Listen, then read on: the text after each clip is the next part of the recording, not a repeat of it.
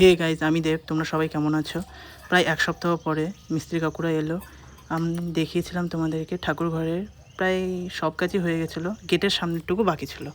আজকে সেই কাজটা হচ্ছে, দেখো কেমন লাগছে কমেন্টে জানাবে তোমরা।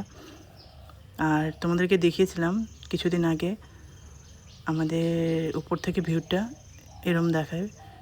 কিছুদিন আগে জল অনেকটা ছিল, আজকে প্রায় অনেকটা কমে গেছে জল, দেখো। এবার চলো তোমাদেরকে দেখাচ্ছি নিচে আমাদের প্লাস্টারের কাজ হচ্ছে সিঁড়ির।